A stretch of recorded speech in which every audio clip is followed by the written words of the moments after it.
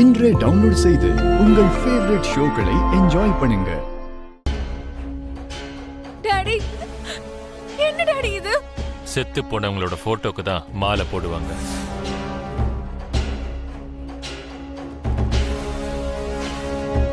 ஷோபா உயிரோட இருக்க வேண்டிய ஒரு மனுஷி, சாக வேண்டியது இதோ இந்த மாதிரி மனுஷங்க தான். இன்னைக்கு உண்மையிலேயே செத்து போனது அபூர்வா தான்.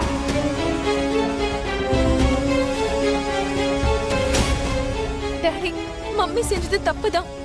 அந்த விஷயம் எனக்கு கூட தெரியும்.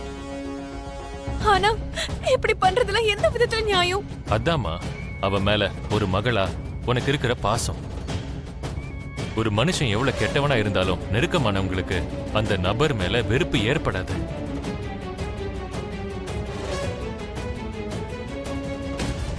நான் பல வருஷமா அதை தான் பண்ணிட்டு இருந்தேன்.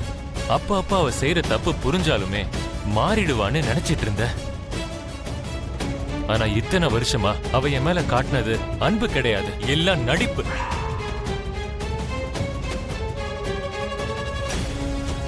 ஷோபா போன அன்னைக்கு நான் தனி ஆளா இருந்தேன். அந்த தனிமையினால ஒரு துணை வேணும்னு அபூர்வாவை தேடி போனேன். ஆனா அவ என் வாழ்க்கையில ஒரு துணையா வரல. ஷோபாவை பத்தின ஞாபகத்தை அழிக்க வந்திருக்கா.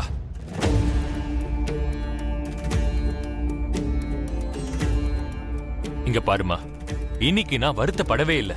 இவ்வளவு நாளா ஷோபாக்கு நியாயம் கொடுக்க முடியலையேங்கிற குற்ற உணர்ச்சி என்ன வாட்டிட்டே இருந்தது. ஆனா இன்னைக்கு என் ஷோபாவோட ஆத்மா முன்னாடி என்னால தலை நிமிர்ந்து நிக்க முடியும்னு தோணுது. ஷோபா இறந்து போகல, ஓ ரூபத்துல உயிரோட தான் இருக்காமா.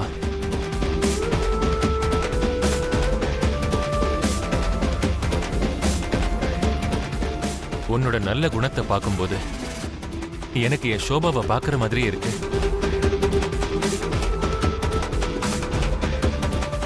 உன் டான்ஸ்ல அவளோட கலை தெரியுது. உன்னோட பிடிவாதத்துல அவளோட ஆத்மா தெரியுது. அப்பா,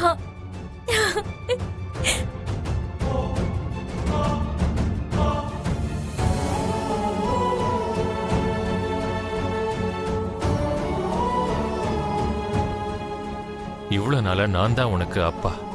ஆனா இன்னிலிருந்து நீதான் எனக்கு அம்மா.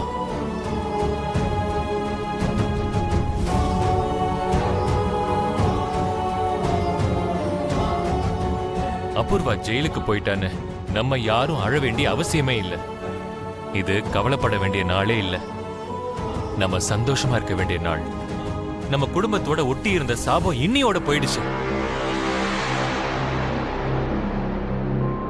மீரா, ஷோபாவுக்கு பிடிச்ச சமையல் எல்லாம் பண்ண சொல்லு. இன்னைக்கு என்னோட கையாலேயே என் தங்கமான பொண்ணுக்கு ஊட்டி விட போறேன். சரிங்க அண்ணா.